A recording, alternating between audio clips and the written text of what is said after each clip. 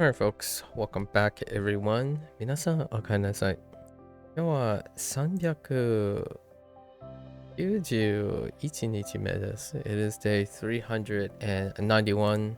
We are the following day in our second half of level 37. Let's get right into it.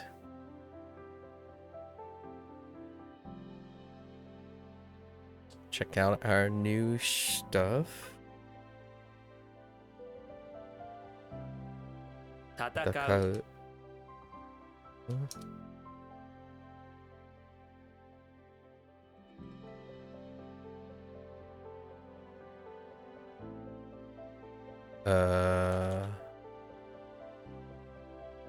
大幅。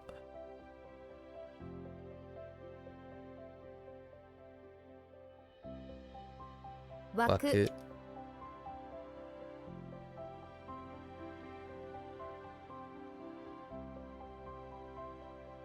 Okay.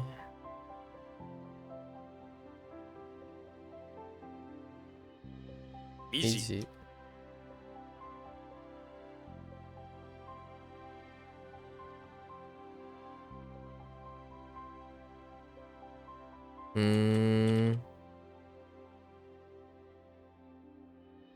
Can't spell maintenance. Is it with an N-E? No. May. Okay.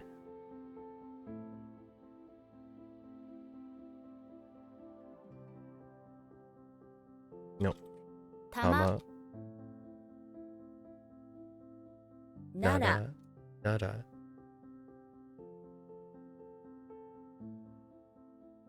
Kyudai.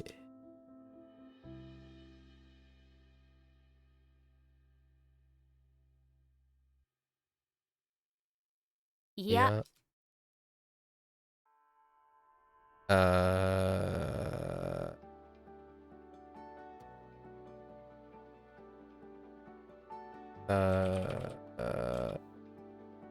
Yeah. It's a way to just. Okay, fair enough.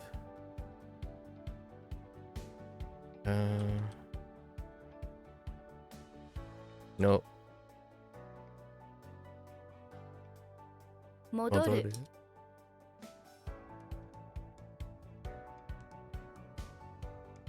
承諾。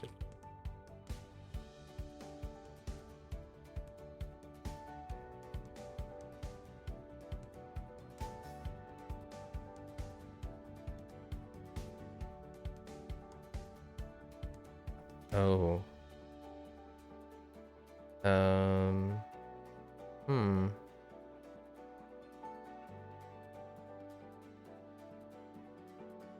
So you look at base. Oh, I really thought it was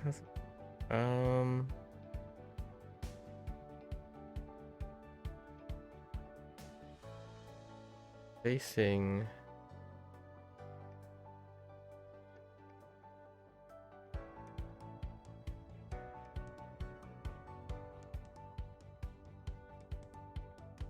Oh, the Nozomu.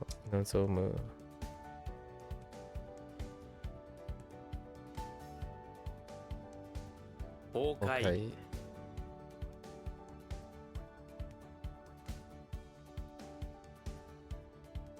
Nope.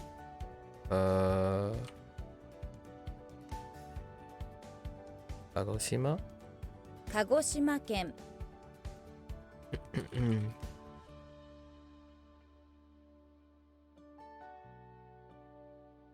依存 or 依存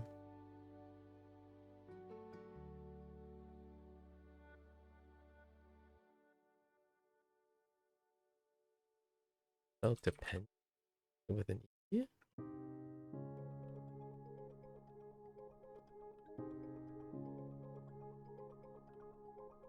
One. Okay. 戦闘募金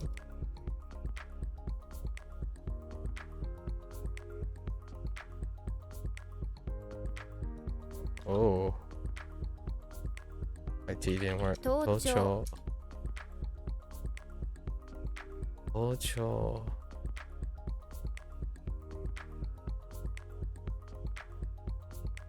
ケーキ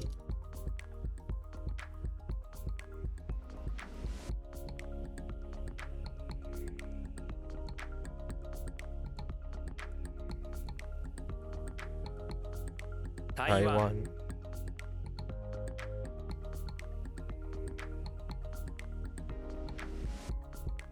Oops. 聴力 Toryok.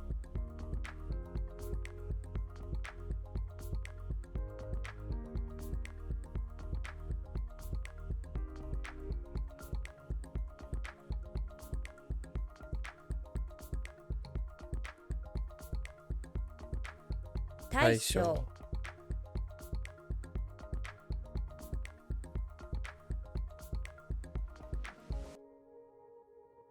書籍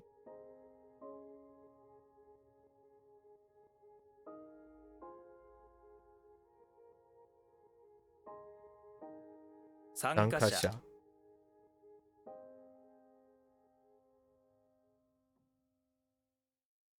将来 将来将来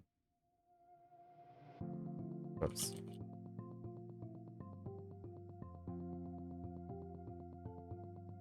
漁師漁師漁師うん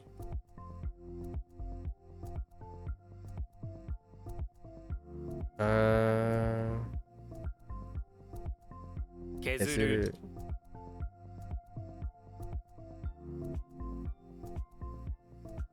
炒める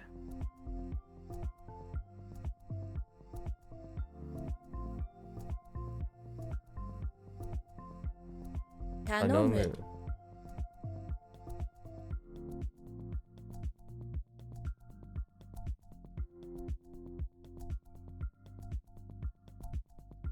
Oops. 復復旧旧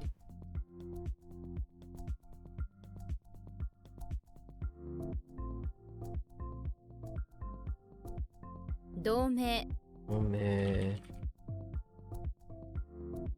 バカ漁業うんケーキケー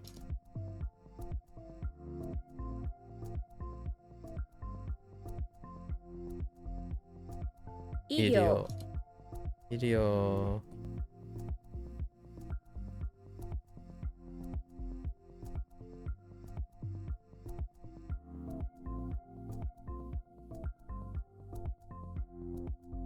募る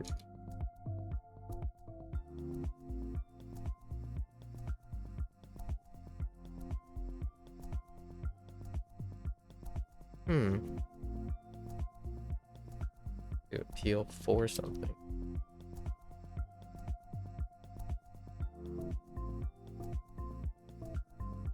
縄縄文文。継承継承。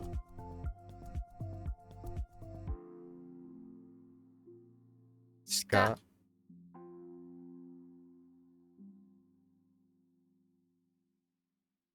核兵器。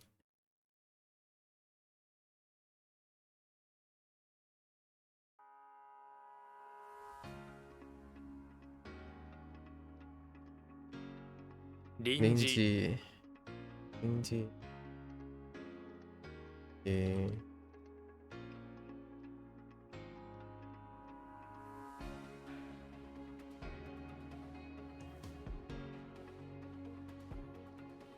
聞くく一般一般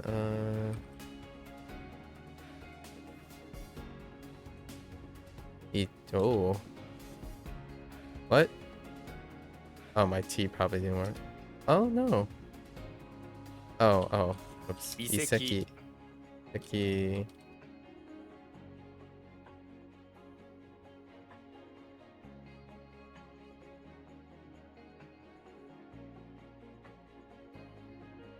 Okay.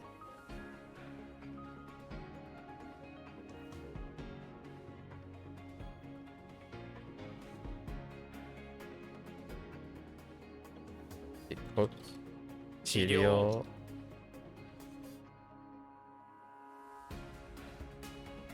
投投資資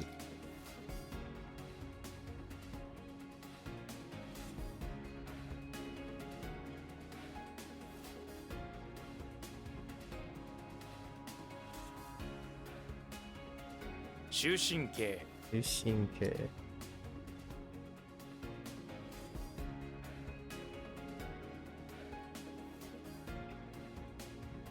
学費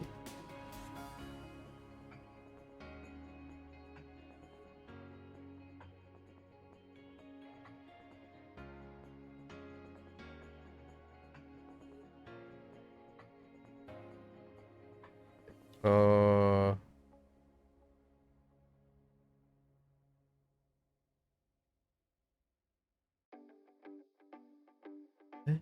Wait.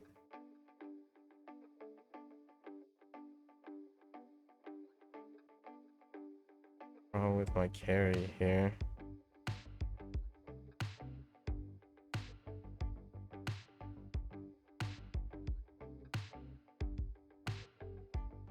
Renmei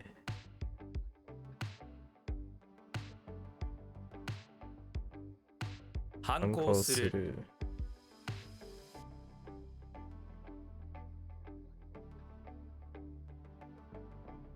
幅幅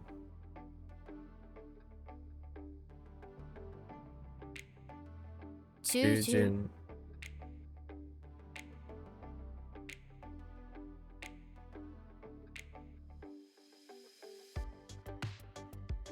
超超音波音波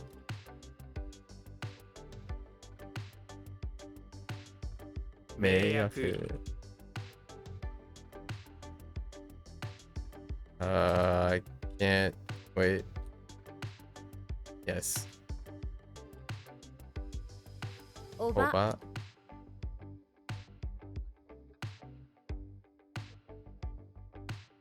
Well, their profile. Doing pretty well. Kind of a late day yesterday. How are you doing? What's up? How's your weekend going so far?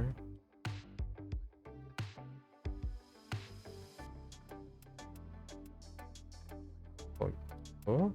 Oh,お yoga. 呼ぶ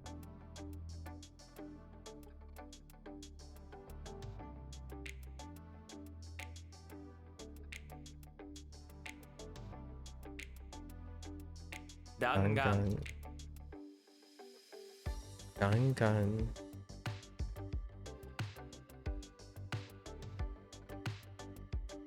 You're up your cousin's uni house? Your cousin's at uni. The football match is tomorrow. Oh, right. The United. Yeah.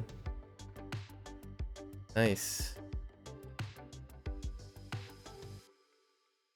You've gone up to your cousin's bedroom to come on stream quickly, but you're going to have to get back to them soon. Yeah, no worries. Yeah, enjoy your game. I look forward to hearing how the game goes. Nothing crazy like last time, you know? Right? If that was last time. A little weird deciding trips and back and forth. Yeah, hopefully everything goes well. Yes. Thanks for stopping by. 受受諾諾。交代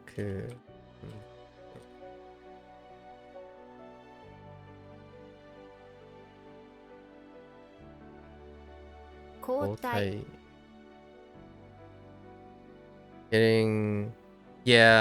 Getting robbed at knife point last time. It came out was less than ideal. Yeah, hopefully that. I'm glad to hear that doesn't like that wasn't traumatic and stop you from doing stuff like that. I can only see how it would persistently affect others, right? 将軍 Shogun.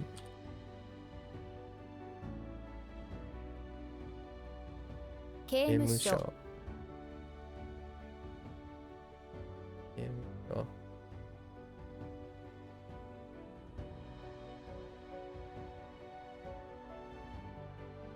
Thanks.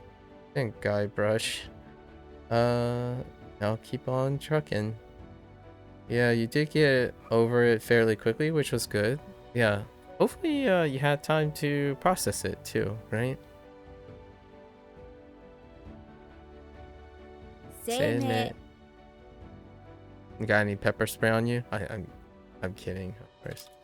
Well, I mean, it's always a fun excuse to get into some disciplinary martial arts or something for fun, you know? 旧 You 姓 say for that extra fitness and discipline and body awareness. I got into Taekwondo, but it wasn't for that reason. However, last time you were up here, you tried to get an Uber to the grounds, but the Uber driver said he was scared as apparently it's a dodgy area around there. Oh, that checks out. You're also using WaniKani, and you got a subscription for Boom Pro today? Solid. We're Boom Pals now. We're WaniKin and Boom Pals. Nice. Sorry, I just came up with that on the spot. It kind of sounds cringy now that I think about it. But yeah, WaniKins and Boom Pals. I look forward to hearing your ups and downs and your discussions about WaniKani and Boom Pro. I think this is kind of a cute name. I didn't see this being used, but WaniKins and Boom Pals sound cute enough. Wani Buddies. Oh, Wani Buddies sound good. I like it. Oh yeah. All right, we're definitely, yeah, because it has the N rhymes. Oh, Wani Buddies. Oh, that's good. Oh, we'll have to take that. Wani Buddies. Yes, Wani Buddies. And then Boon only has one syllable. So, I mean, Boom Buds are pretty good too. Boom Buds. Wani Buddies and Boom Buds. It's so good. All right. Yeah. Feel free to come. Boom Buds? Yeah, Boom Buds. There we go. Sounds like boom boxes. You had trained MMA. An incredible thing that you've experienced was your coach for a bit is someone that is actually in UFC. That's a funny coincidence because or not a coincidence, but I had a similar experience with it when I was 21. I went to New Zealand, right? That's whole study abroad thing, and or 20 to 21. And during that time, college is when I practiced Taekwondo, and I wanted something to do there, so to keep up with like physical things. So I enrolled in a semester thing in a kickboxing, and that kickboxing instructor turned out to be turned out to participate in Muay Thai kickboxing. The reason that came up is because when he was instructing, one of the days he came to the class, or it's like a extracurricular thing for like college students. He came back and his one of his eyes are a little, like bruised and stuff. It's like, oh, so he does actually. That's kind of when you know, like, oh, okay, so they do compete in something. Is he a known fighter? If so, what's his name? I have no idea. That's the problem. I have no idea what his name is. Those days. It's those adolescent days where I'm less attentive to people's stories. Also, you asked your cousin's housemate who you're meeting for the first time if they watch anime. They just called you a oh boy. Still have those casual words, huh? Still have those casual words. Is that really the mentality for anime? That's interesting. I almost think it's the opposite. I mean, the vast majority of people would not be that when they watch anime. Do you have to add every word by yourself for the SRS deck in Boom Pro, or how does it work? You're not really getting Boom Pro yet. Boom Pro separates them into separate decks. So there will be an N5 deck, N4 deck, N3 deck, N2, and N1, and they are split between grammar and vocabulary. And every grammar will come with graded sentence examples, as well as full write-ups of their concepts. Vocabulary will give you all the jisho entries, as well as their summary, and then they will also have graded sentence examples. They'll tell you like the part of speech. It comes with like pitch, accent, and so they are more standard expository things. So no mnemonics. No mnemonics. Simply very incredibly dry. And when you acquire vocabulary, their approach is to fill in a sentence. They have 4 different inputs, so it's kind of feature rich. They have 4 different inputs. The default input is a fill-in sentence. So that would be your default thing. So instead of looking at this, it would be sentence, blank, sentence, and they have 4 levels of hint. They could give you the target word in English, or they can give you the entire sentence in English with the target word. They can give you a Japanese clue. So a sentence in Japanese would tell you what the clue of the English is, or they give you the English sentence of the Japanese clue. So you can have all 4 of these, and that's your default setting for vocabulary and as well as grammar. But generally, all decks are like Anki. You can create your own decks if you want in Boom Pro. All decks, they have official decks. So they have official decks for all 5. And you can load community decks too. There's a directory for all the community decks in Boom Pro. Thanks, man. You guess you fill in sense is a better substitute for WaniKani? They're different. Or which would you recommend if you use WaniKani already? Well, you can sync WaniKani with Boom Pro, of course. You probably heard this before. You can sync all your existing progress with Boom Pro, and they can assume that you know those things if you want. Now, the thing is, when you're talking about output, so you're talking about output here. Well, actually, input, you could say input is different. Like, you could kind of say input is similar. All the best here. All right, take care, Procol. Take care, stay safe, right? Good luck, enjoy, and now hear about your experience in another day or two, Procol. Enjoy the game.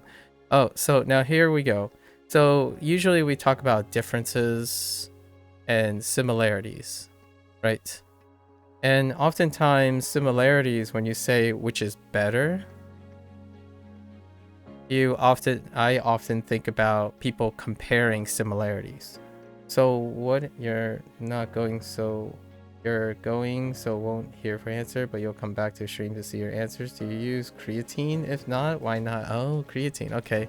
I have a story about that. I'll keep that in mind. So yeah, you can sync them. So similarities is what I think about comparisons. If they're different, you can kind of contrast them, right? You can contrast them then. But in terms of similarities, I guess you're talking about learning grammar or learning Japanese, like as in like vocabulary. Well, that's kind of where the similarity ends, where technically this stuff stays the same. So the vocabulary stays the same, like the actual content. However, actually we can't use grammar because grammar doesn't exist on WaniKani, for example. They do talk about nuances of use, but here's where the differences are. So grammar is strictly different between them. So neither of them are better or worse because differences, you can't compare which one's better. Boonpro just happens to have grammar and WaniKani does not. Now, what else is different? WaniKani explores radicals and they discuss character recognition. And that's different. This is WaniKani's thing. So they are not comparable in that way. So the vast majority of your time that you're using is looking at radicals, like you know this as death, this is lantern, this is saber, right? And then you have a mnemonic about just death and just saber, and then you can combine them to create the vocabulary. That doesn't exist in Boonpro.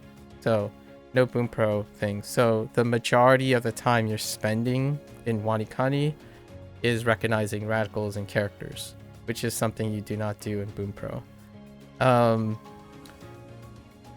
Another thing that's different is Boonpro gives you explicit information, so they're non-mnemonic based. So it's kind of like reading the dictionary. They read the dictionary, and the similarities between them when it comes to, this is talking about the vocabulary. The similarities is they both have example sentences. So that part, they kind of do a little bit different here. Boonpro gives you like, they grade it based on like curriculum. So they will have like basic sentences into complex sentences. While WaniKani goes about, so this is Boonpro, while WaniKani goes about it using graded, so it's total, where when your vocabulary gets higher, the sentences get more complicated to fill in. So in the beginning, you can see that the example sentences all had like katakana and they have all placements, ego to replace most of the things until you have more. So WaniKani use cumulative. Boonpro just assumes N1, N5 to N1, so they write only quote-unquote natural sentences. So they prioritize natural sentences. So that could mean you could say this is quote-unquote better because it would be the sentences you encounter. So that is something that most people would probably find better in terms of example sentences. So far, we have one thing that can be compared if it's better. If you don't read the example sentences in WaniKani, which a lot of people don't, because their focus is radicals and characters, then this is kind of like a small difference. So far, everything is on the different side. And now here's another one. The big point here is in Boonpro, they're asking you to go from English to Japanese.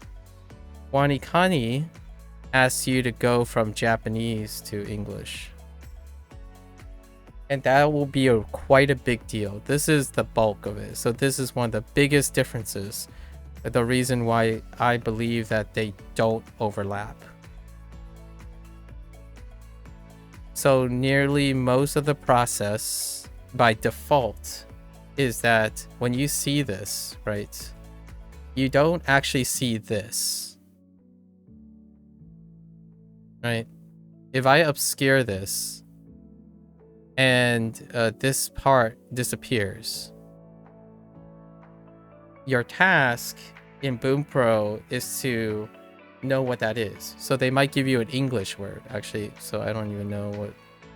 So they'll write an English word down here for like death penalty.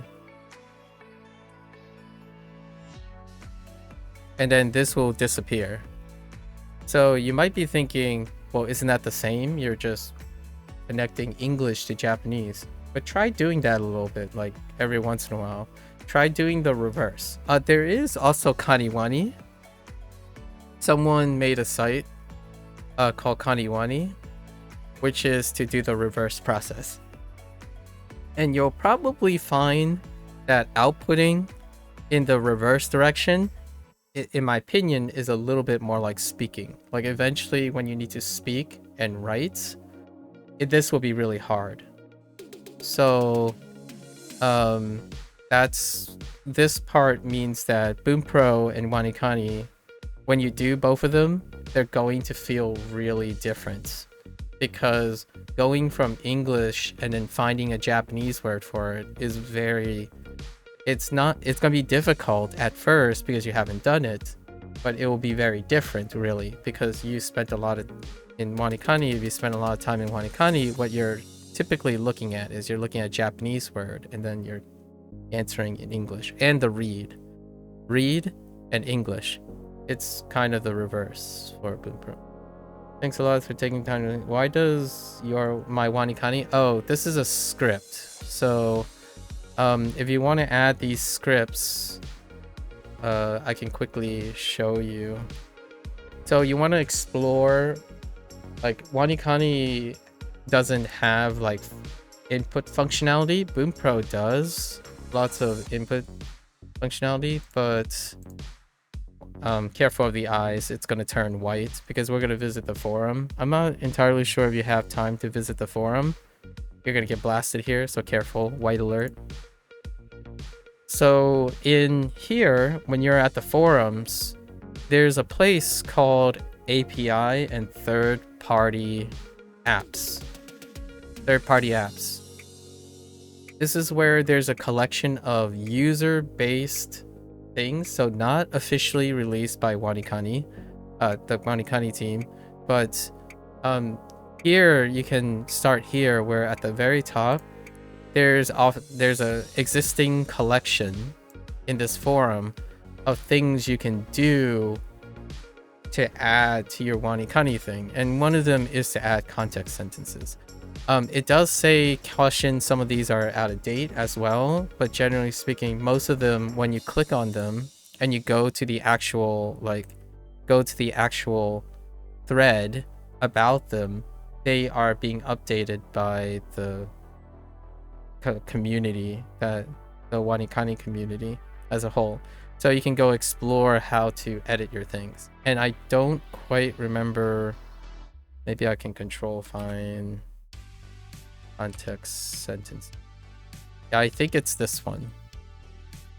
Hang on, there are other entries. Nope, that's not it. That's not it. That's not it. I don't know if it's this one. So there are two. I'm pretty sure it's... Oh no, it's not this one.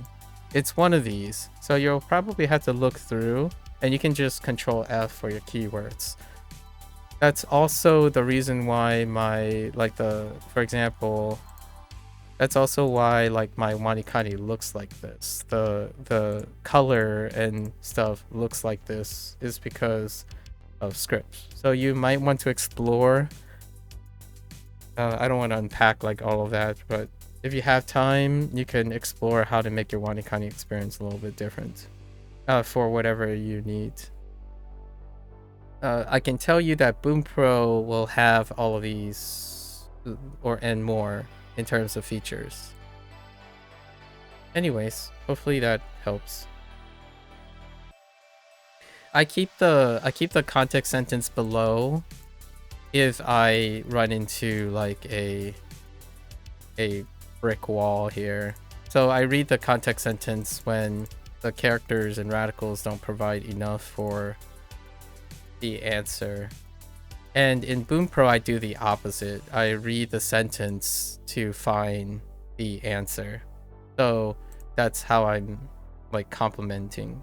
So for the most part, if you're concerned or worried, in my opinion, about reading sentences in order to find an answer, and you're already interested in Boom Pro, you're going to naturally do that. You're gonna have like, it's very difficult to not read the Japanese sentence unless you rely on translations, right? Regardless, you'll have to process sentences in order to find an answer in Boom Pro. So that's why I would say WaniKani and Boom Pro are not necessarily substitutes for each other. They complement each other. One forces you to go through a different routine involving different contexts. So you have to look at the sentence first. Sentence first, then the word that you need to fill in. And Boom Pro does have others. It does have flashcard systems. So it can do this technically. Its default is to use a sentence thing. And then obviously WaniKani only has one input method, which is to look at cards, and it largely sidelines sentences.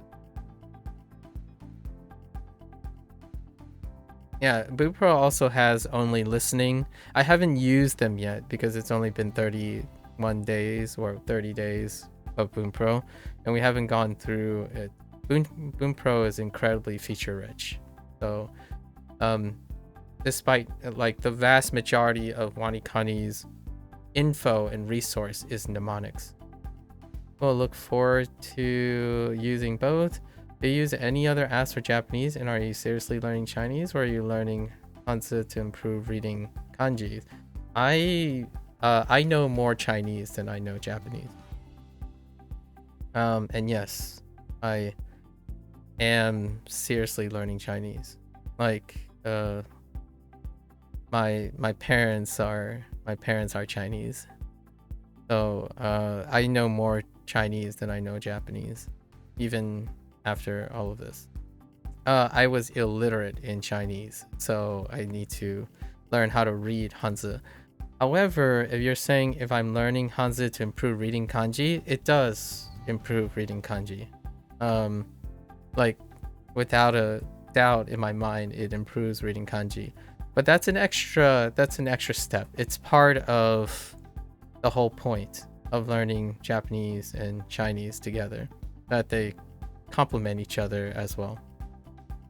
So like xi xing, right? It's still a corporal punishment or death punishment. It's still death punishment. Most of the formal terms later in Japanese, formal terms and public terms tend to coincide with Hanzi most of the time. And then Boom Pro will fill in a lot of the other stuff with grammar and whatnot, because that's where kana and conjugation comes in. Similar to you, you were illiterate in Persian, but you learned it later on. Of course, it's not as hard as Hanzi though. It's different. I think Persian is. Here's my quick hot take. Hot take here. This is fairly hot. Things are hard. The hardest things in life are the things you choose not to learn. So, for myself, Persian is the hardest thing. It's so much harder than Chinese and Japanese because I haven't chosen to learn them in my life, right? So, the feeling is mutual, the other way around. And the thing about being illiterate, are you an immigrant? Like, is your family an immigrant? Or you're a half generation? Because a lot of times when I think of that situation, it's I call it heritage speaking. So a heritage speaker, because there's a chance that you can speak Persian. Oh, you were born in Iran, raised in Germany. I see. Yeah, so I call these heritage speakers. I'm a heritage speaker. So, ngoi gọi ngoi, mami gọi baba, cho na gong gong hujiwa. So hujiwa is a dialect of Mandarin. However, they use Mandarin to speak to most of the Chinese people. Yeah. So, and it's very common that the immigrant family, the first generation, you can speak and technically understand the language because of oral immersion. And then later in life, like when you get older, there's always a curiosity to become literate. But a lot of people choose not to. Like I'm from the United States because I speak American English, right? And lots of Chinese immigrants, Chinese Americans do not. They choose to not chase literacy, but they continue to speak to their parents in their dialect or in Mandarin. Yeah, my spoken Mandarin is kind of weak as well. However, it doesn't stop me from being able to respond. Like, my parents can talk about any complex thing that they want, but I would be able to produce enough to speak. So, but most of the time they don't teach how to read, so I have to learn how to read. And it's been a while. Like, I'm almost 40 years old, and I started trying to read traditional Chinese, and we're gonna also read simplified at some point, like 2 years ago, a little over 2 years ago. So it's been a long time coming. So yeah, usually that's what I would call them. I think this is a good word, like a good phrase, a heritage speaker. Whenever someone says, "Oh yeah, I'm illiterate," it's almost generally imply that you speak the language and that your parents are probably the immigrants, which is a really common phenomenon when it comes to that. Persian, huh? May I ask, is there a way to learn how to read Persian? Like, I don't actually know what. I know that some people mentioned. Actually, you might be the second person that talked about Persian in Germany, and I'm gonna be like honest with you. Like, Germany is nearly the most common place that, even though like I've been streaming for some time now, it's really the most common place that I meet people that are multicultural. They're multicultural where their parents are the immigrants, and it's usually the most common place that I meet language learners. Yeah, like, how is written Persian a thing? I'm not even sure how Persian works. For the record, the dialect that me and my parents speak,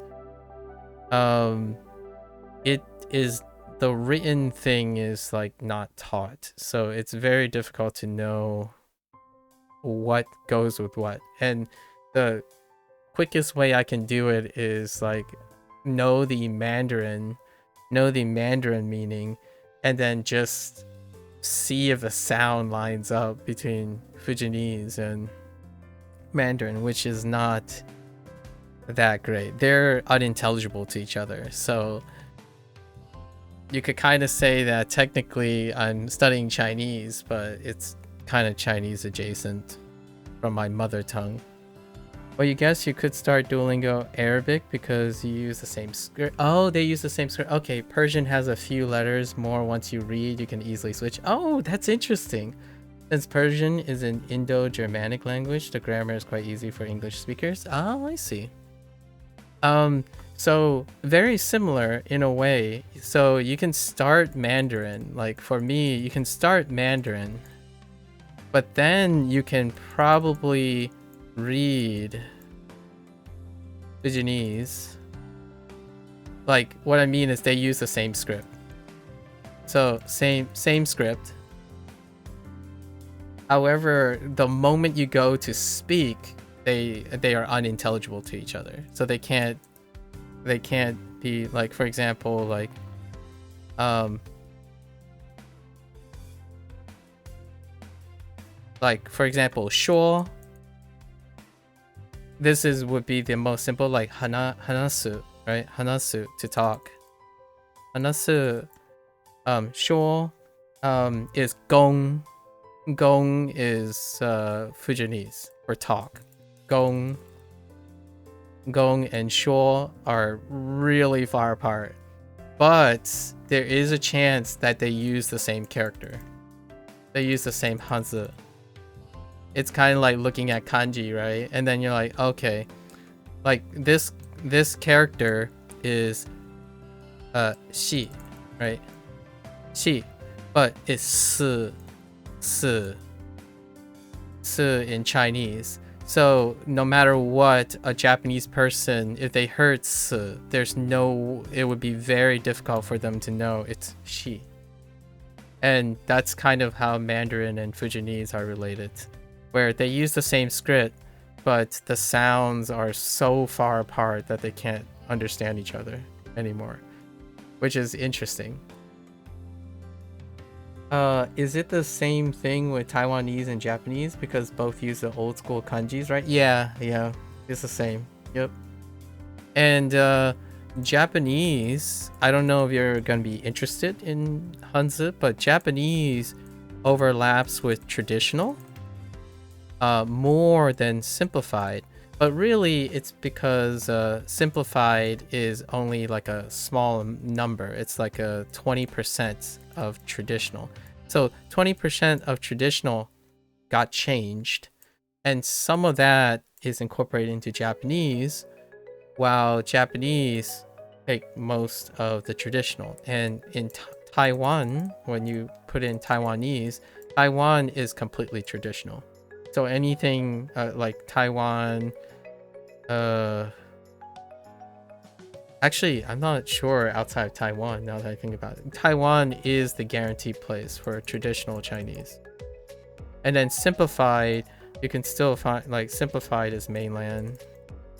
So you'll find a few characters in simplified that's in Japanese, but the vast majority of the stuff comes from traditional, which overlaps with Japanese. Simplified came after the Chinese Revolution, right?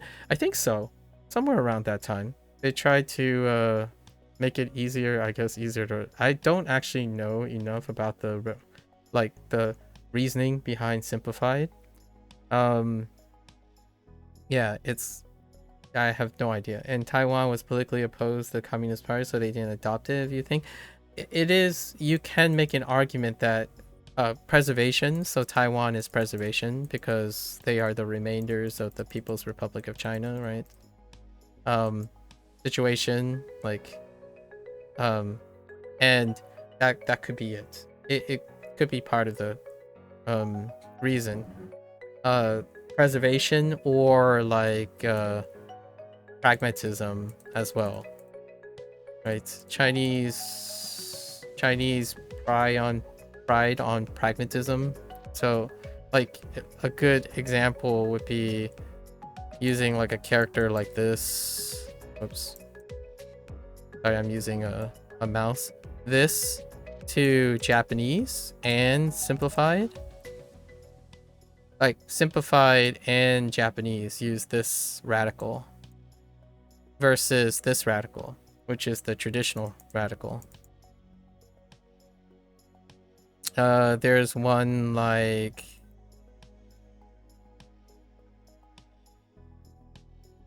I don't know what... I've been working on traditional. I don't know what this counterpart is anymore. I think it's... I'm gonna guess it's something like this, maybe? So this like whole thing, which is dragon, I think it looks something like this. So the idea is there is a pragmatic reason why it's simplified, and Japanese don't adopt those either. So you might think of it as, well, there is a pragmatic reason. I'm trying to think of a more substantial example, but they do simplify things when you're writing. I don't mind it, honestly. Of course, it makes life much easier. You don't have to remember so many strokes, I guess. Yeah, I kind of like it because they're identifiable. So here's like, for example, Blaze, one of the people that I met, he recently went to Taiwan and then visited mainland China, but he studies Japanese. For example, this character is a simplified character, and Japanese does not adopt this. So Japan did not adopt this simplified character. So there are examples of simplified characters that they did not adopt. And when I think, since I learned traditional and Japanese so far, I have no idea what this is. Like, I don't know what this is. Because there's all the characters have something here.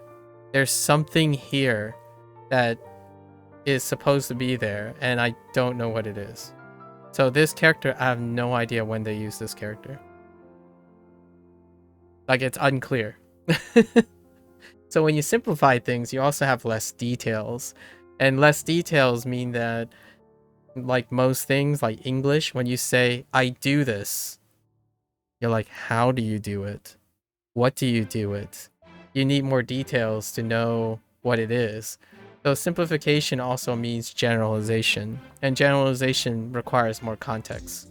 So if you're like WaniKani and you're trying to explore characters, it's more difficult if you only have this as an information.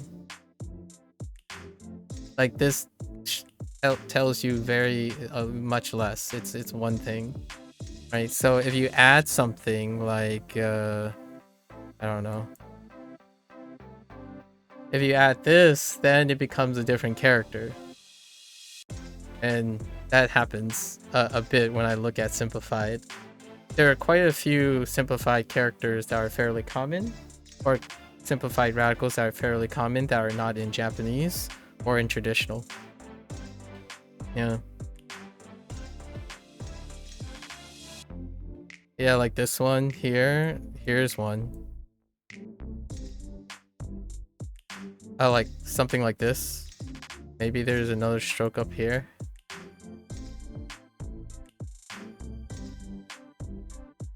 Like, I don't know what this is.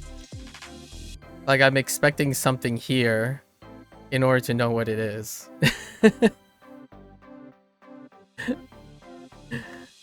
So those are some fun examples. Thanks for asking. Yeah, and I look forward to hearing your experiences. Definitely feel free. Obviously, no obligation. I like to hear how other people went about using similar apps and tools. It's great to share ideas. You could nerd about language all day. Yeah, me too. We've been doing that for quite some time now in the last 2 years. 死刑 Shike, right? Shike. 飛ぶ How long have you been interested in Japanese? Like, what have you been doing up to this point about Japanese? 昭和 Dispatch. Oh. 使う Or it's not to use.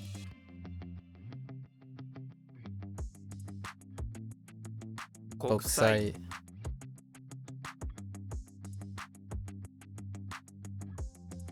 累進 累進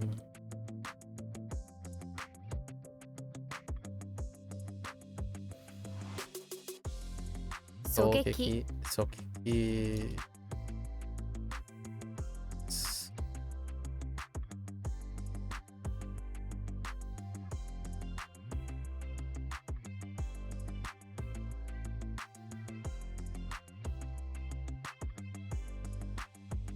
削除 削除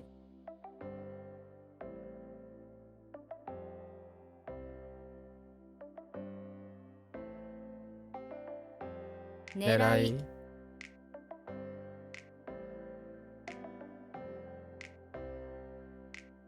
維 維 新 新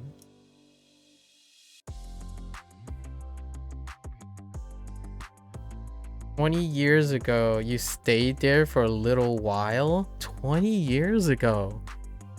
You were doing martial arts back then? Interesting. It was before the smartphone, like iPhones were used, so you need to get the basics and pretty fast to get along. Yeah.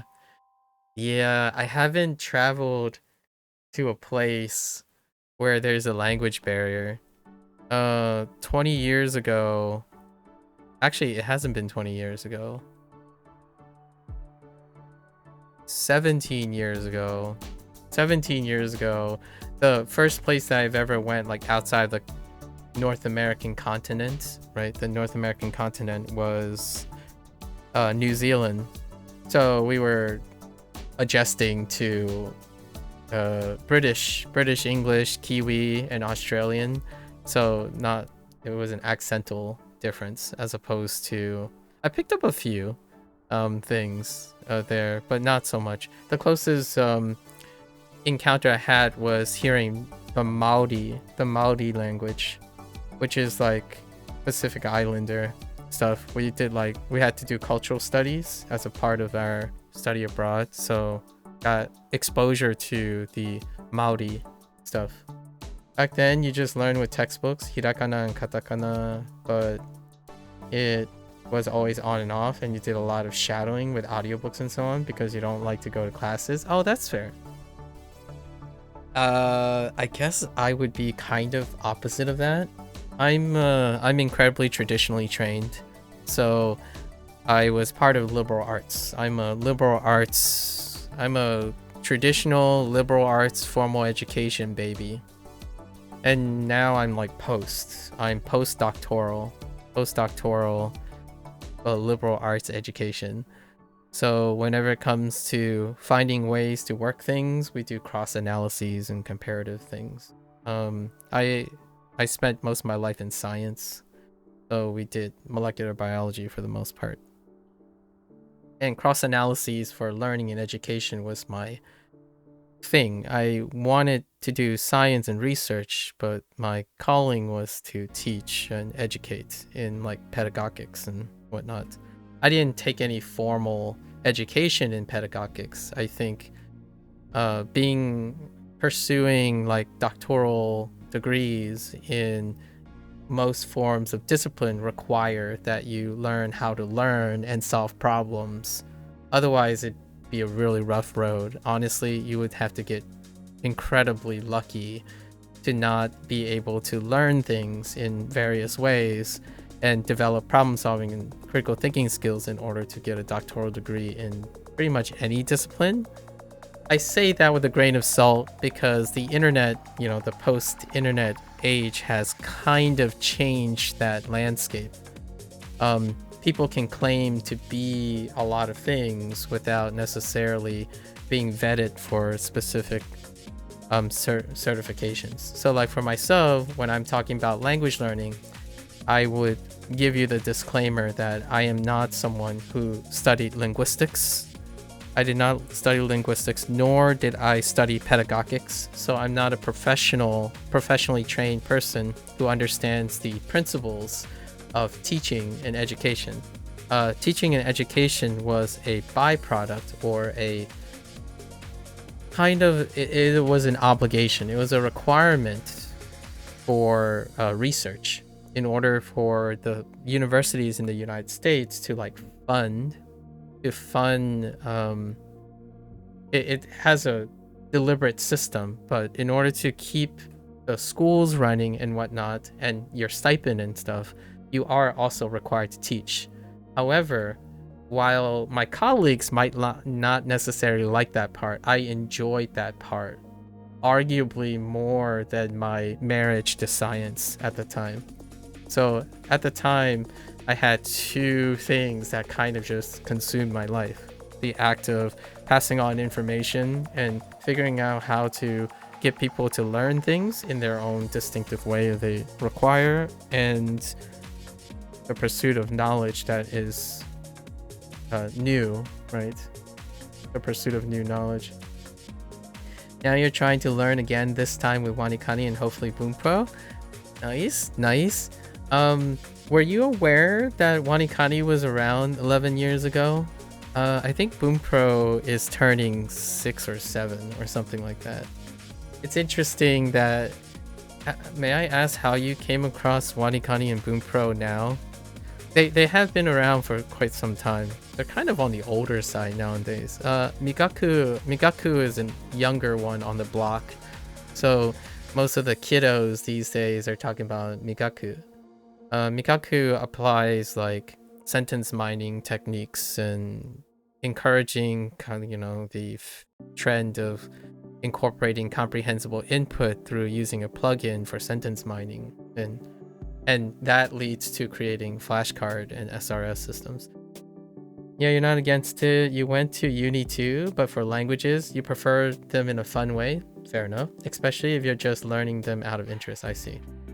You wasn't aware, too bad, because you learned Spanish with SRS, just brute forcing words in. So... ¿Hablas español?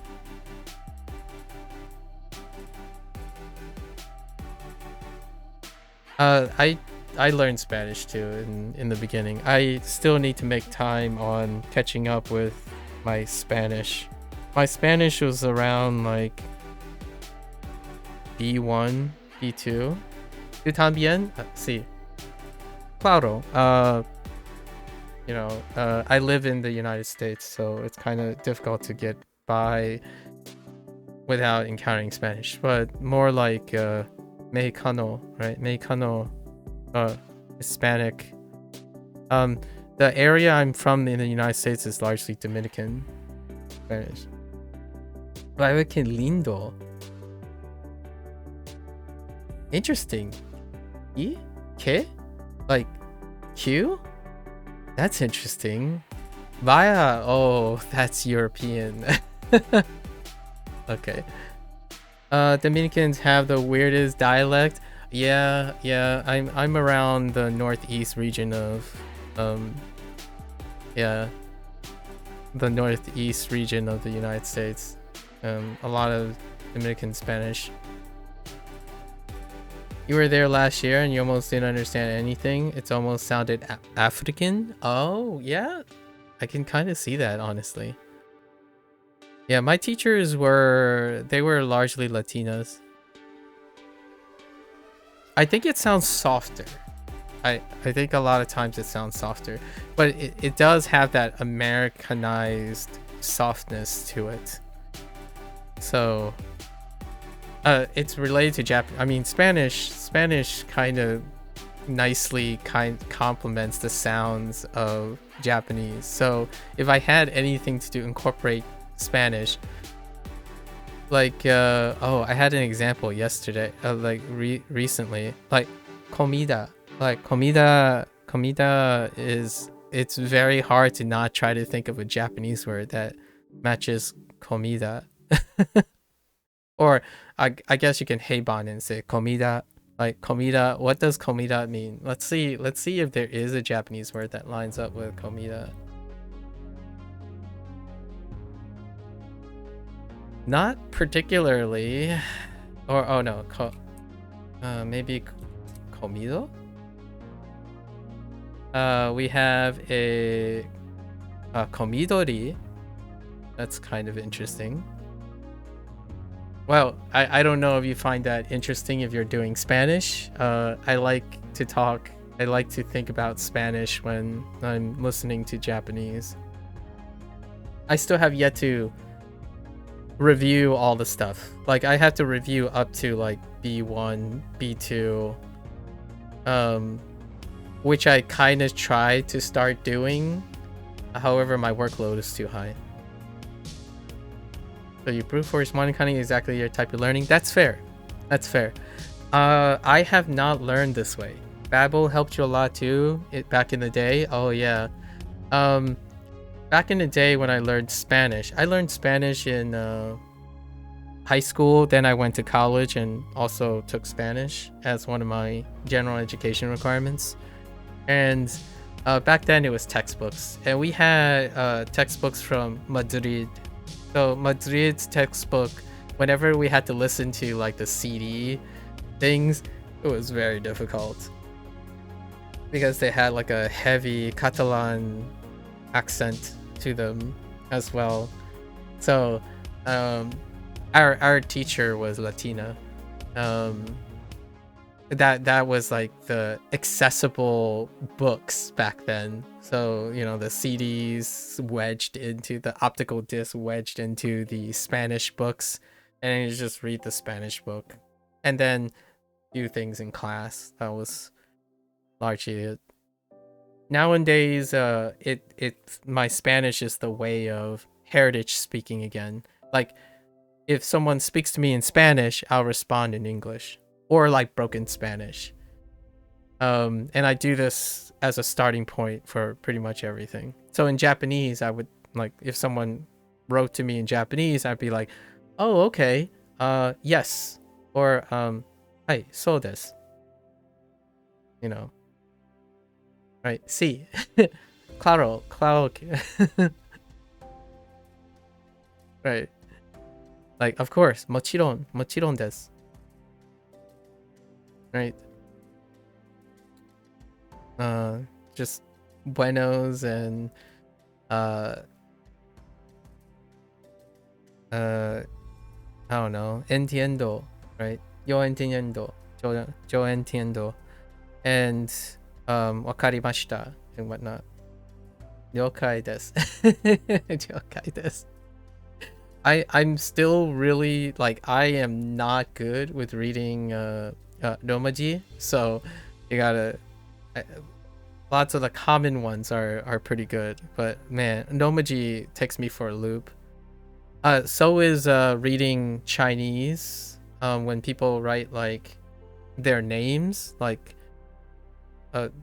someone would say, "Oh, how you pronounce this person's name?" and they would write something like Xiaoling, and I'm like, or they would they would write this out, and I'm like, I have no idea how to pronounce that, because without pinyin, you don't know if it's Xiaoling. The most common one I can think about is like Xiaoling maybe, or maybe like Xiaoling, something like that. And then Ryukai desu is also Ryokai desu is also very similar now. I'm like, Ryo, which Ryo are we talking about? In this context, Kai could be, and then now you're doing this, which is funny.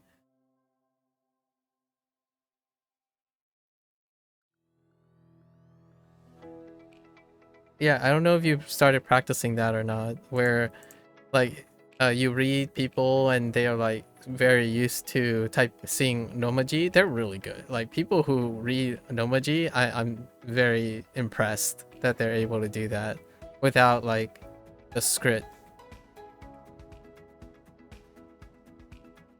I don't know if you're into like coding, but it's like coding without syntax. Like someone would say like insert, or like, why can't computer language be like create object? And I'm like, what do you mean create object? Like, create, are you saying like create object perimeter, like per like that's kind of like, it's really hard to know, even though the words are there. Yeah, that's why we need kanji, because all those words sound the same. Yeah, basically. Yeah. And Hanzi is even more like people don't hear it as different, but there is a higher limitation as well. So homonyms, when it comes to like homonyms, like English has homonyms, but Japanese has more homonyms, and Chinese has even more homonyms. So it goes up. Like, so when it comes to hearing things, your mind kind of changes. I want to say this is cursory from my anecdotal. When it comes to English, it feels, we're gonna say like 30% of the time there's a homonym. So like if we set, let's just say if we set English to 100%, right? My feeling is that a lot of times Japanese is like 130%. More homonyms, and in Chinese it feels like it's like 60%. And these are just feelings, there's no like hard numbers. I'm just saying that it feels very often when I'm listening to Japanese, I'm like, oh, hey, that could be like 2 or 3 things a little bit. And then in Chinese, like everything sounds like 是是是是你说的什么 like the homonyms just go up and up. So Hanzi has one pronunciation, largely. Yeah, one of the things that about the characters is that the characters, we're gonna say roughly 80% of them have one read. Now, because they have one read, that's why there are homonyms. If you know what I mean. Because they only have one read, homonyms happen. That's kind of like they're related together. So if you want more homonyms, then you have less reads. If you get more reads, then there are less homonyms. And in English, there are less homonyms because technically there are more reads, right? Like if you're thinking about we can talk about this all day. I really do this all day. Like for example, right? We have could. Like great, that's could, and it does build around the vowels. The vowels greatly enriches the number of like the lack of or the extent of homonyms, in my opinion. So like you have could, right? And then you have should. And then you're thinking, all right, I'm good with this. That's not would. That's would. Like, wait a minute. The heck is going on here? Like, then this is definitely would. Yeah, but this is would too. But the thing is, the characters, OO, has a different read. These things have different reads. They have more reads. The vowels generate more sound, so they are less likely to have homonyms. And then Hanzi is the same. There are less reads, so the combinations of sounds are going to overlap a lot of times. Like as a whole, like when you generate words and whatnot. Although it's not the greatest example, I think that's kind of how it works out. And there are other contributions, like here's one that I recently find really funny. This syllable pu is rare. I don't know, maybe there's something up with this, but like pu and pu, there's like I think these two, like there's only like one of each after even learning, like I'm like around 4,000 characters, and I think there's only one of each. Actually, I don't even know if I have one of these. So there are rare sounds, and it's kind of interesting. so are Japanese. Japanese have rare sounds too. And without those rare sounds, if you like remove those rare sounds, the amount of homonyms just, it makes it more accurate on the homonyms. Like for example, like shaku. Like chaku. Anything that's a combo sound is rare in Japanese than, or it's likely to be more rare than your standalone ones. I don't know. Something interesting. I still, so far, like the amount of things I know, obviously. This will probably change in the future. I like that each Hanzi has largely one pronunciation. It's kind of nice because then the whole idea of Lego blocking. So one thing you might want to compare and contrast is learning it this way can require some mental gymnastics. It like coming from, like for myself, English, right? Could require a little bit of mental gymnastics, and that because multiple reads, multiple conditions. But in a way, it's kind of weird, but there are properties of English that has this conundrum, right? But it's not necessary. It's so, like for example, if you read milk, it does not impact the comprehension of it. But technically, because of accental differences, these do have different reads. Like English, because of accent differences, there are multiple reads of these things, but they're not like functionally hindrance. Like they don't hinder you from understanding it. So English is flexible in that way. But technically, if you're treating English the same way you're treating Japanese, when you say milk, one of these are wrong. And if someone attached a meaning to milk that is different from the meaning for milk, then we get closer to like the touchiness of Japanese. And I think because of the fewer sounds in Japanese and the fewer sounds in Chinese, in a way, like the closeness of their sounds, they require more discipline. But I don't think it's like it's absent in English. English does have these things. They're just not functionally a hindrance. Kind of like pitch accent. Pitch accent is one thing. If you go to like a Chinese person, if you go to a Chinese person and say pitch accent is optional, for example, a Chinese person would be like, what are you talking about? Everything has a accent. Like everything has a pitch change. If you don't understand the pitch change, that's gonna be a problem, right? I wish I was better at this, but like for example, 人, right? 人 versus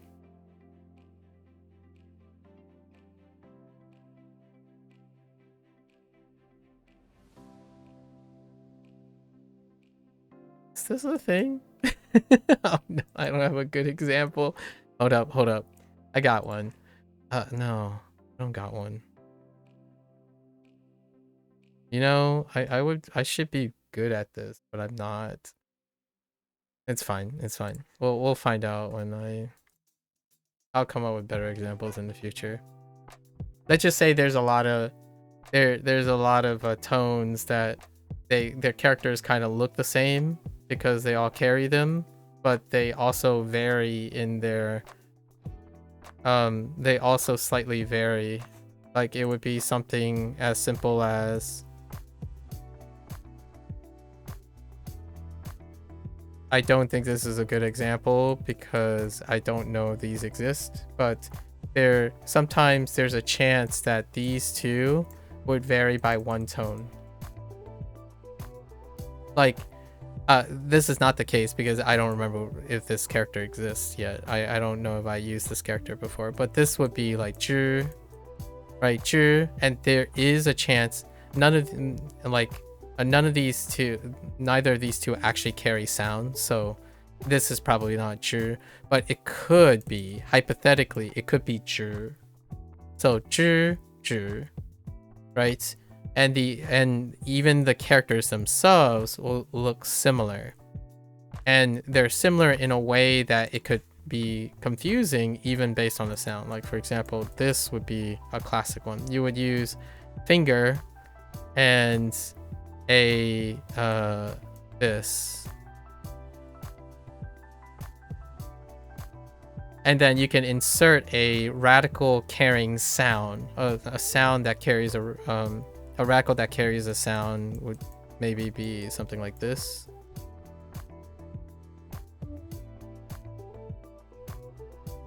So then they would likely be the same, like it could be like bao, but you don't know if it's bao or any of the tones, like bao, bao, and both of these could vary by one, or they could be the same sound. They could end up being the same sound, which is a really fun game to be playing. You mean isn't that the reason that there are so many Chinese people that are pitch perfect musicians, or is it just a legend? Honestly, I would love to know that myself. There aren't too many Chinese people in the United States. They still represent less than 10% of them. But I can tell you that it is interesting, because when I think about, not in the United States, but when I think about myself, the first thing that often happens is that it's kind of a chicken or the egg question. Because one of the first cultural things is to play an instrument.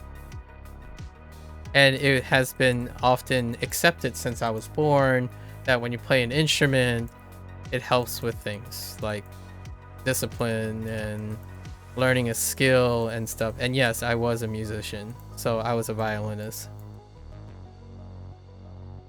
So I don't know which comes first. Maybe it is that. Maybe listening to the acuity of my parents' speech in order to understand it through audio. But for the most part, when I'm learning Japanese, someone would tell me like, oh, you're an English speaker, so you're going to have problems with pitch accent. And my first thought is, what do you mean I'm going to have problems with pitch accent? I'm like, it's clearly that they're different. But the thing is, not only do I pay attention to music, but because my parents are Chinese, I have a high propensity already of playing an instrument. And listening to Chinese requires that you understand pitch changes in your voice. In fact, Fujianese actually has 7/8 tones. So Japanese, to my ears, have 3 tones, which is rise, fall, flat with a slight decline. Sometimes there are specials, and then there are a pseudo 4th tone, and pseudo 4th tone is the wobbly tone. So it's like, it kind of goes like this, which is very similar to the 4-tone system in Mandarin, which is these 4. But this one is deeper, and it's regularly used, and it's kind of notated this way. So it goes down and back up. And how you hear this one is something like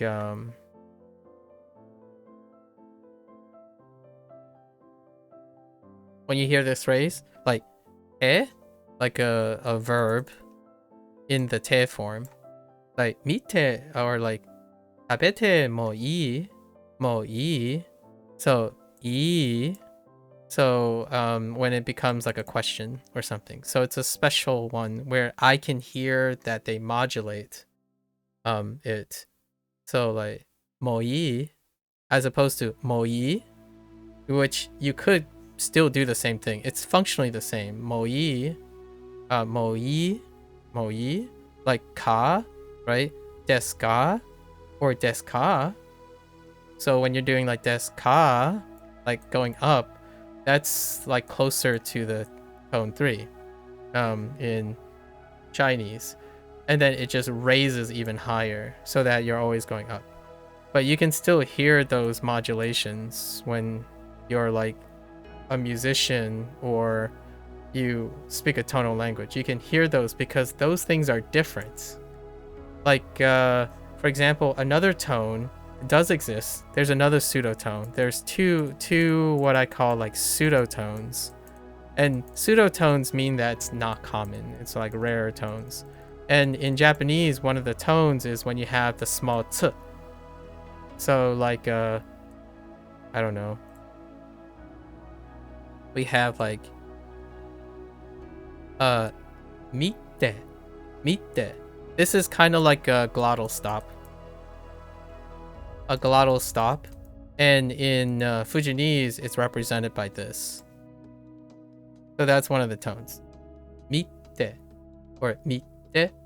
Like you stop and go. Mitte. Right? Like, I don't know if there's an English word that... I think British English has glottal stops that could be useful here. In the United States, American English don't have a lot of glottal stops. Although apparently Southern English, like Southern American English does have some glottal stops. Like you could kind of sort of hear like insurance. So insurance.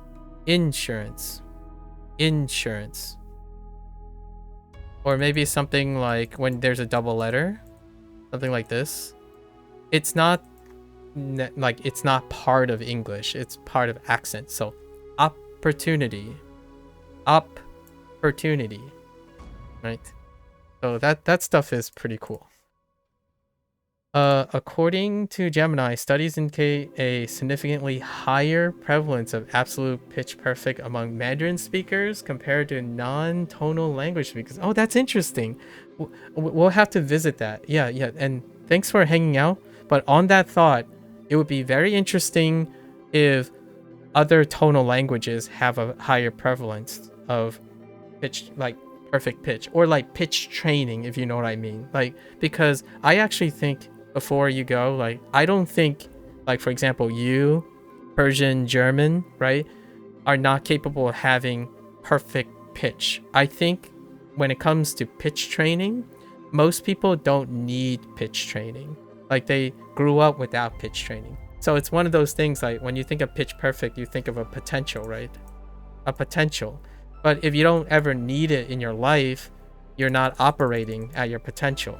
So when you speak a language that might require that, you might feel it. So in the future, when you're learning Japanese, you know, as a plug for Japanese, your pitch acuity might actually get better. Like what I mean is you reach higher your potential because you're listening to the pitch now.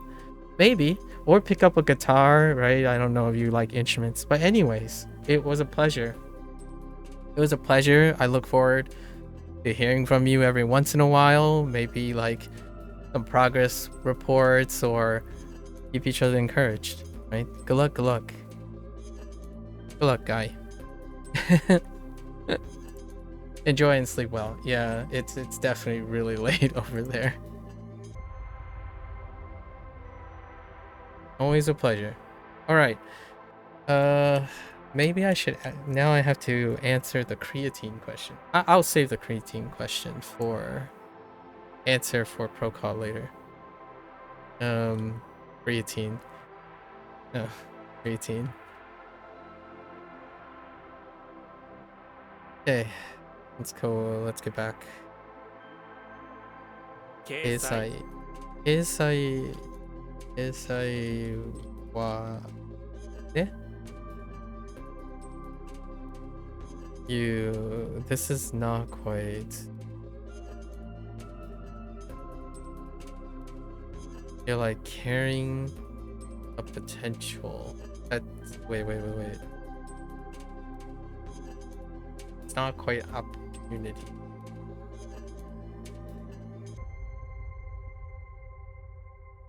Yes, I is to pledge or place. Oh, publication. Display and put on, yeah. Play. Okay.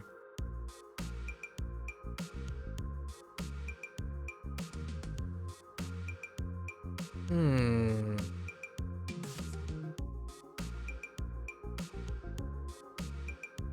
説得する。説得する。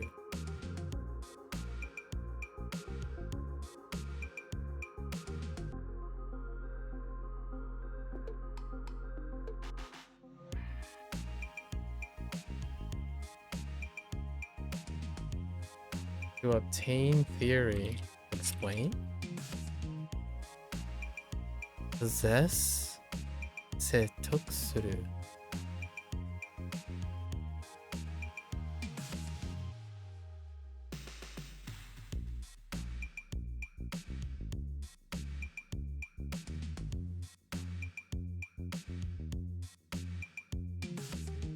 I feel like it. What? Huh.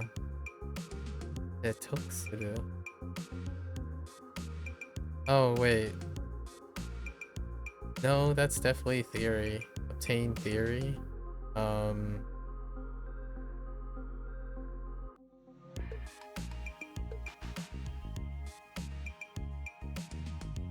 Set.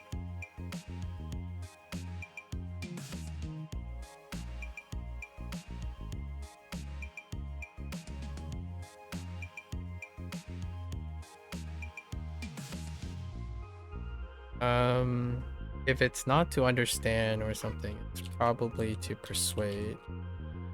Because you're helping them, yeah. It's the other way around. To convince. Oh, that's right, because setoku is persuasion. Which can I go back to? Yeah, it's theory and acquire. It's setoku.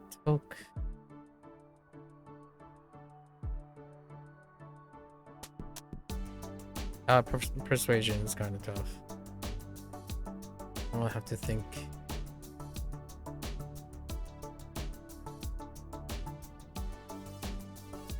I mean, when you're persuading,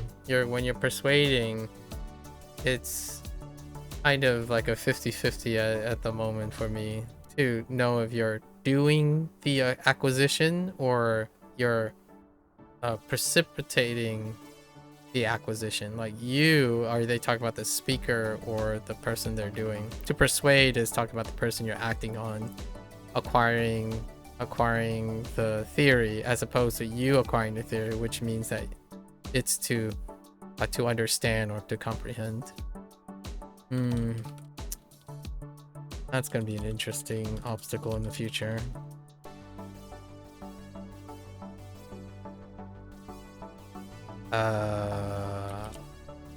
Keiji.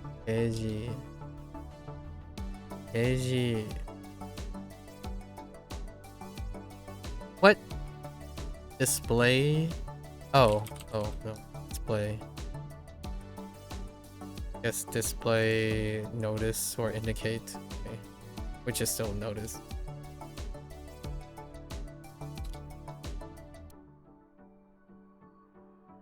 In?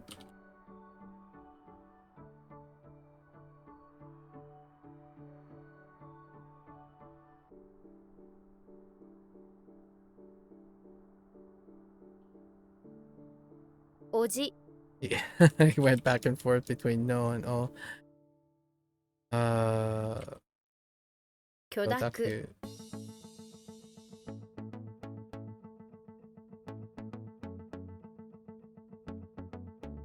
Luck?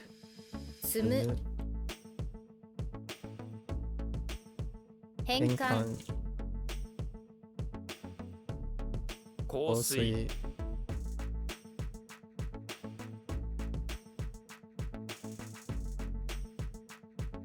象象牙牙象牙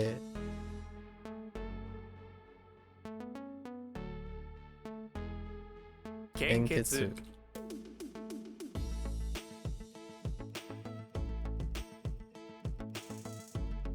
葬葬式式カエルカエル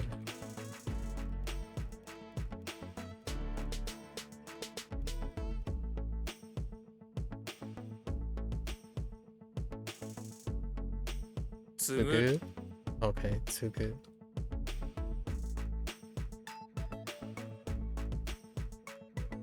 沖合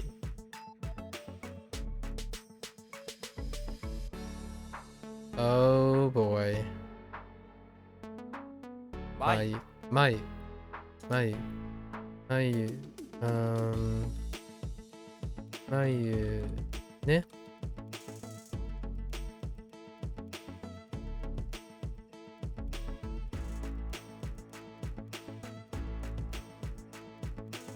刑罰お刑罰刑罰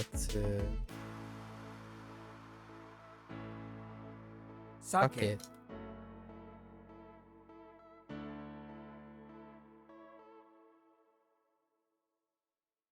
聴聴者者聴者よし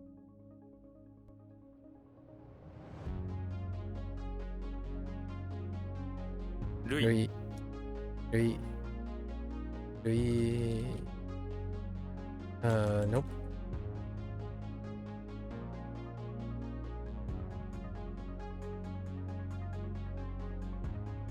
超自超自然的然的超自然的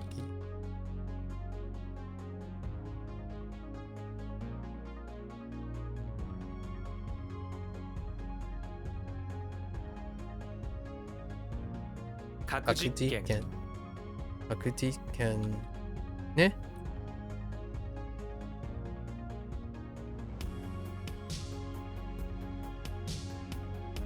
抵抵抗抗するする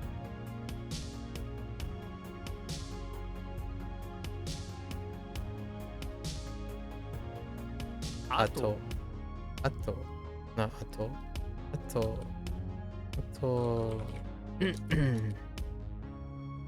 a bit off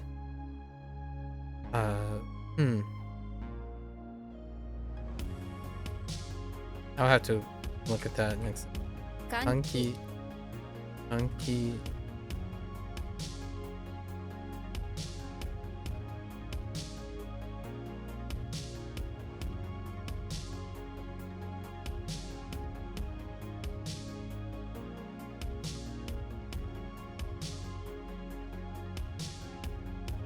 信信頼頼信頼信頼は Oh no wait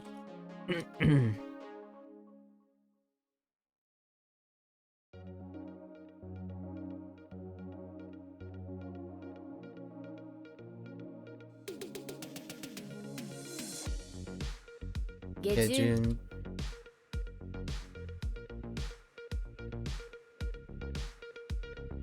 超超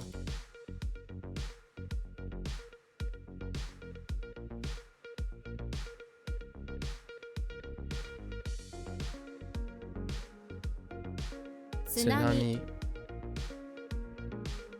Oh man, my T button is going, man. 契約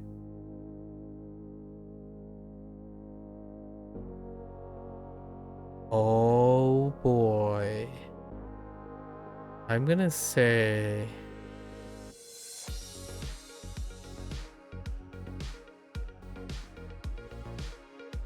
like she Oh no.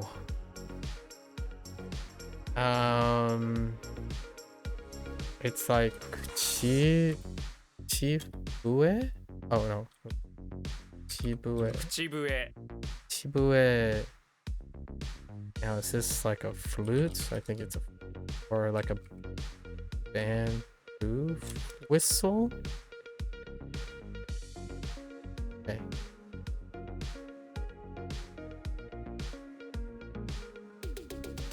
Boshu. Boshu.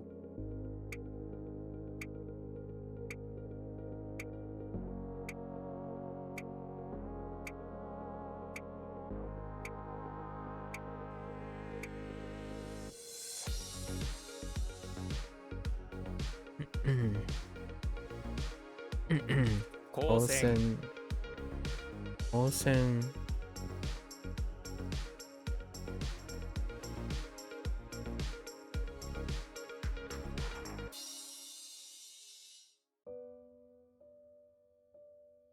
Show.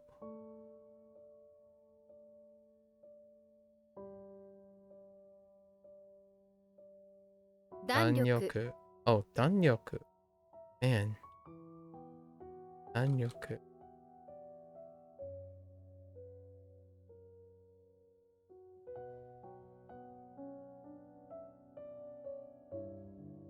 Fumu.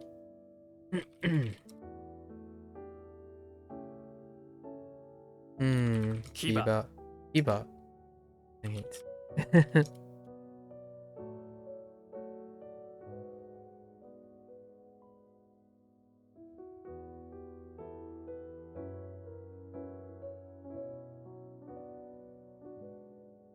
I'm gonna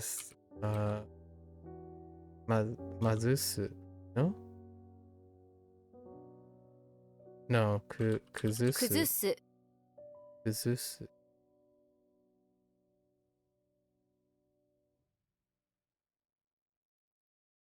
Haken. Haken.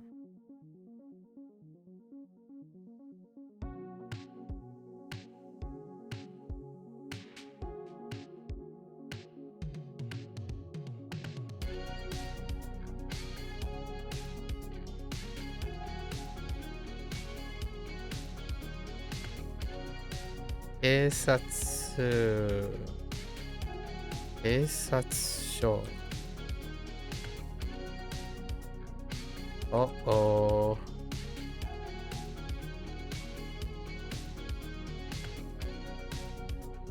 Oh, keisatsu. Keisatsukan. 警察官 Keisatsukan.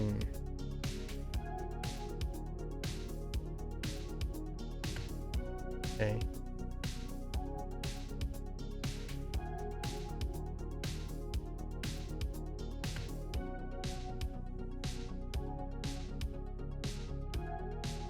Oh. Okay. Wait. Oh. Wait. Sudatsu? Oh no.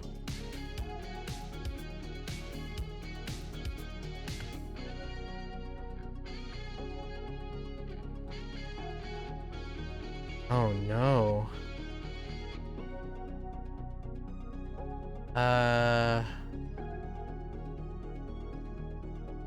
That's definitely Hatsu. Hatsu.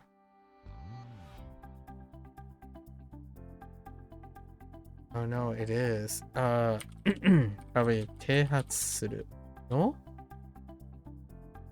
What?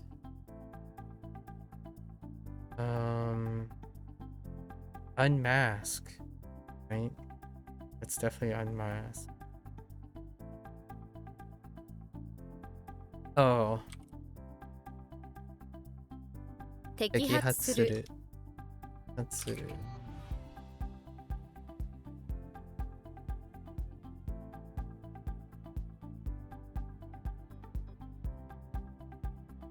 Jinye.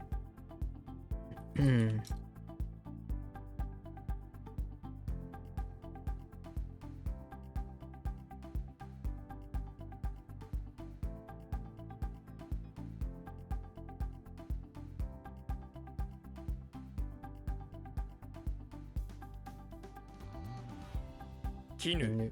Kinu. Kinu. Kinu. 縄 Nawa.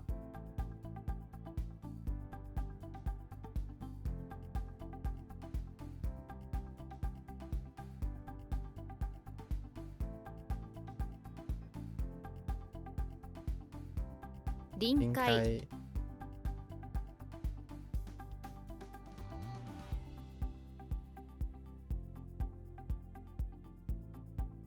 嫌い Kirai.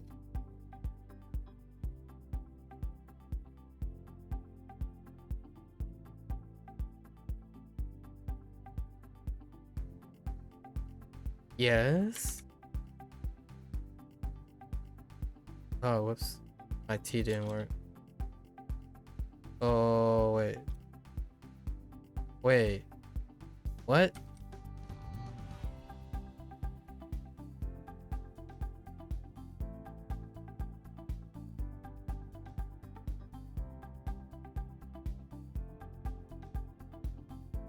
How does that work?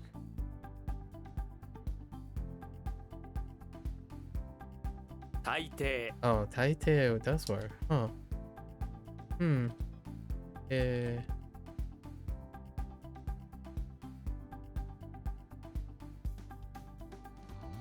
Or generally?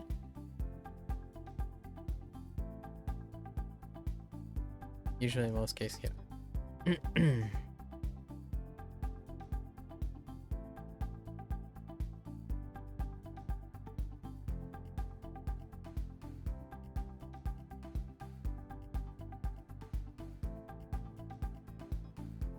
上旬。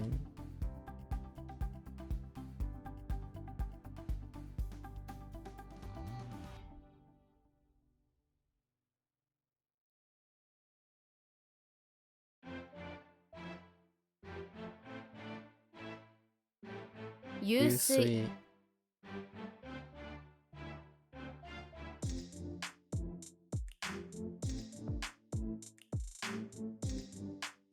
伸びる Nobiru.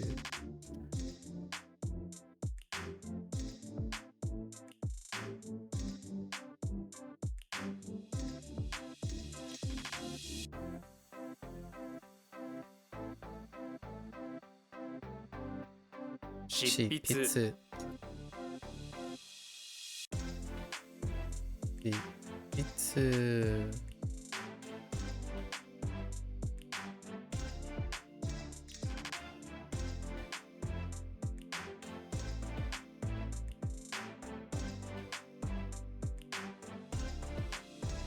What the heck is tenacious writing? Or carry out writing? Oh, that's just writing in general. Okay. Yeah. Oh, well, specific writing. Writing. A kind of a piece of writing. Saiken. I can.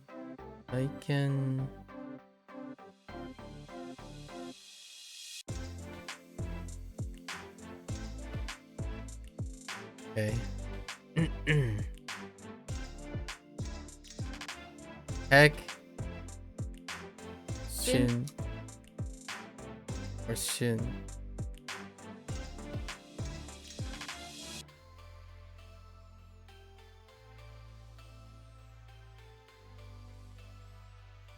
Irai. Did I,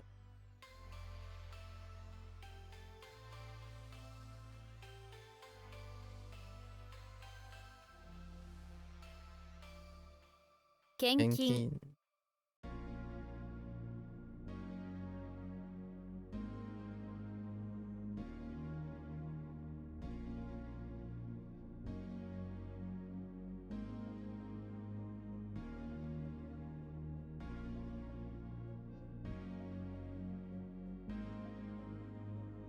Hazumu Azumu.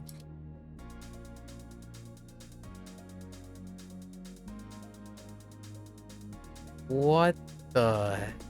What is this? Oh no.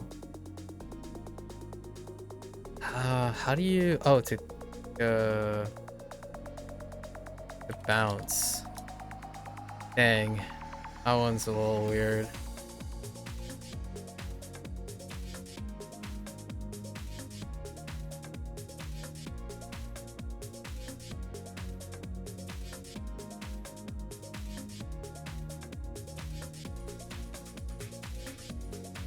Carry out a favor.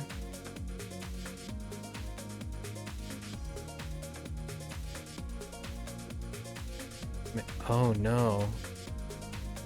It's not. No, this is a pledge. Or no, display. Display what? Oh, wait. 掲げる Kageru.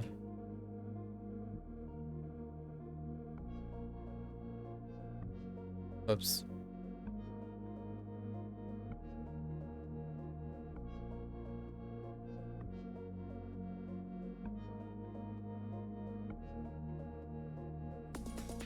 Kaku.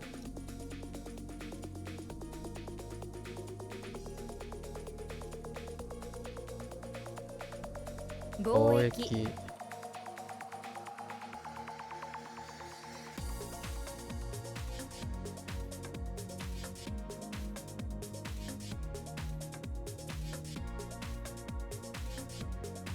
神奈川県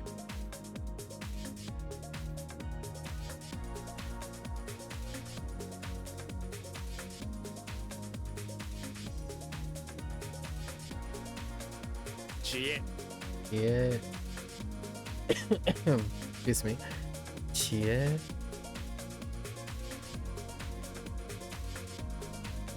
Fuku.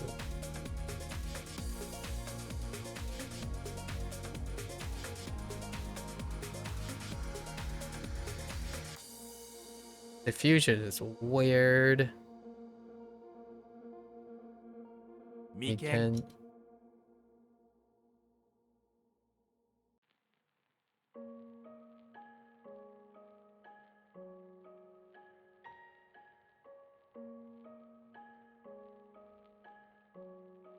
Obo. Obo.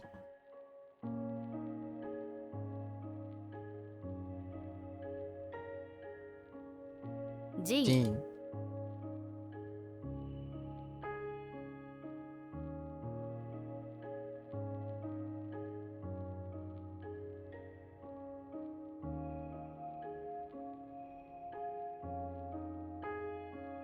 執着 Yuchaku.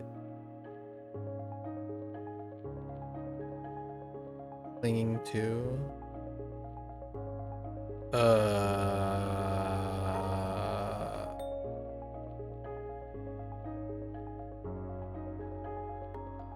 What do we have for this? Jitsu, right? What is the pivot on Jitsu?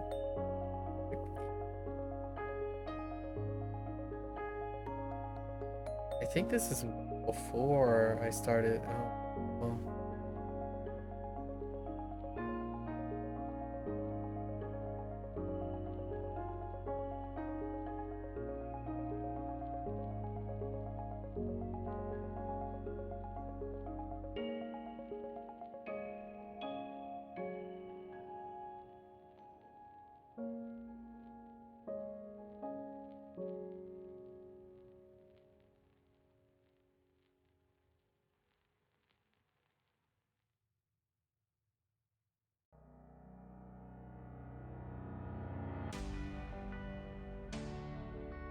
I think this is the bear fruit thing.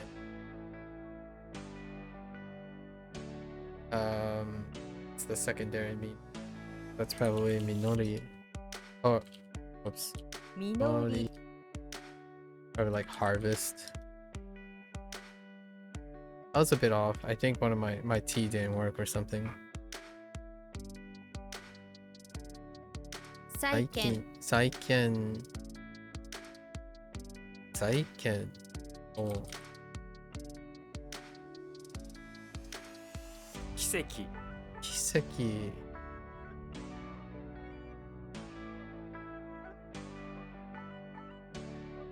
Oh, this was the one. So, 恵恵むむ。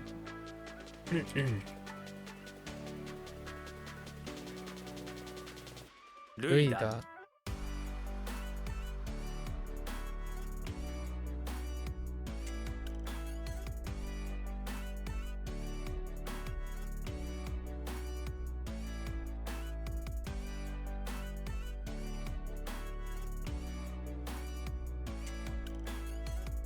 葬葬る。葬る。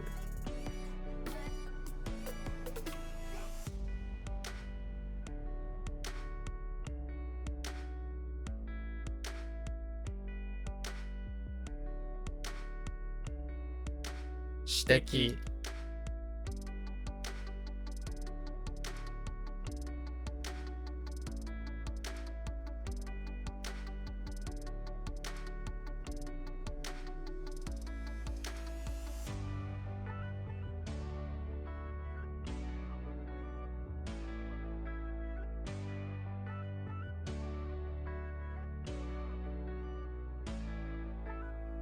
あ、削減。削減。やる。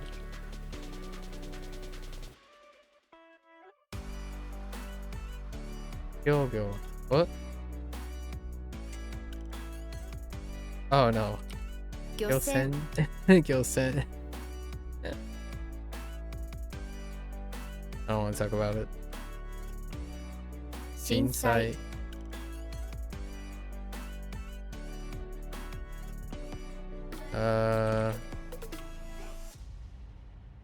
More?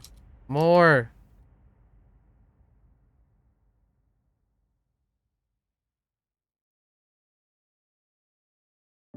To carry out?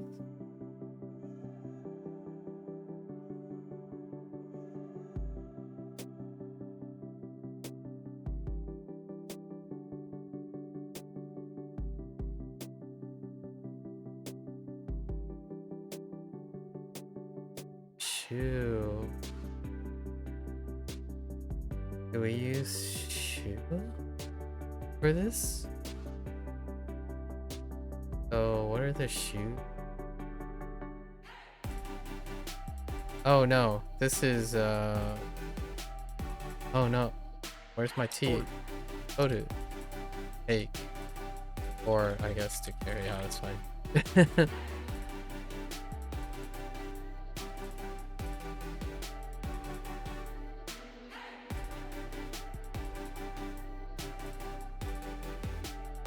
仮装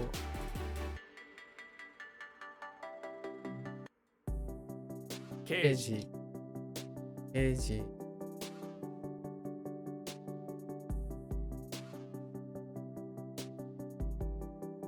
This one's a little.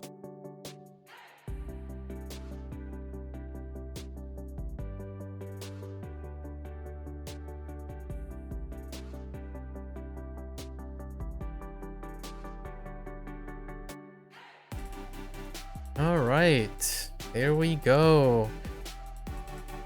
That's fine. Tomorrow is going to be a pretty relaxed day to start February 1st, right? All right, so let's go over our stuff. I think I've gotten this down.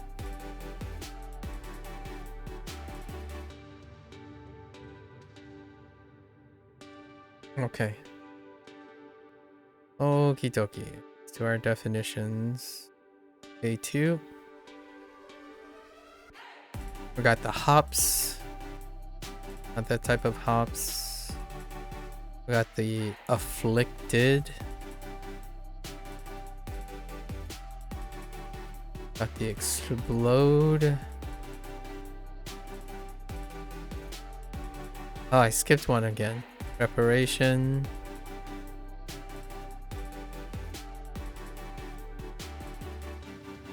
Omen. Hug. Skewer. Yep. This time I didn't skip any of them. Or I did actually skip one. Blind spots, man. Blind spots. Cho. Harmonic. Jogun. An.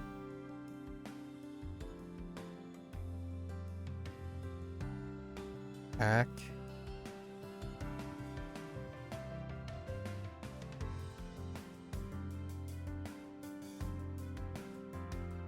Cho.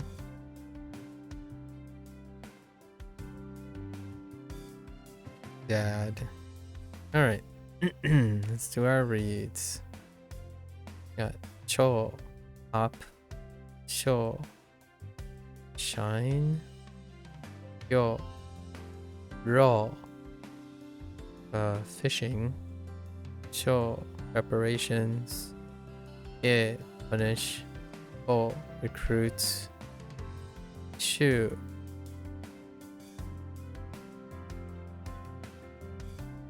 June. No, shitsu. Shu and shitsu. Are tenacious. Rui.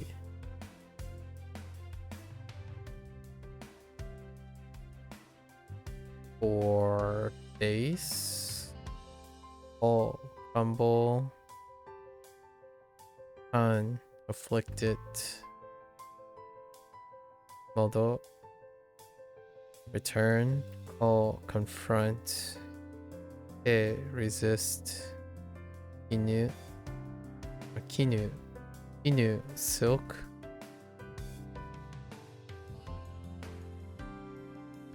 June. And Shun.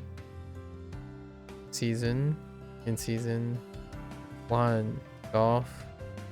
Gaku. Explode. Dan. Bullet. Cho. Listen. Seki. Trace. E. Leave. Oh no. Ken. Dispatch. To. Fight. Jean. Army camp. Ko. Fragrance. Cho. Omen. Rin. Look to. Saku. Whittle down. Ke. Pledge. He. Ke. Favor.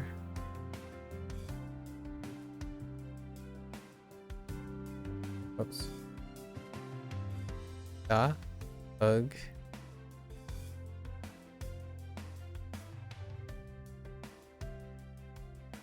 Display. So. So. So. Aim. So. Burial. Oh, I didn't write this one. Cookie. And sheep. Sheep. Skewer. And me and B. Eyebrows. Alright. That's a wrap for WaniKani today. You're gonna watch this there. Arigatou gozaimasu. As always, feel free to follow along. Pick up WaniKani for yourself. Give it a try. Feel free to stop on by, chat, discuss, nerd out to language learning. That's always a great pastime, right? And today I had the pleasure of meeting someone who's making another go at it. 20 years. That's fantastic. That passion continues. So we'll have to like exchange notes. That person learned Spanish with SRS. We could definitely pull that into the thing. And another German resident. So interesting. German Persian. Yeah. Right? Always welcome. So until next time. 皆さんまたね。見てくれてありがとう. Right. See you guys next time. Thanks for watching. I'm gonna take a quick break, walk around, stretch a little bit, and I will be back for Boon Pro. Thank you.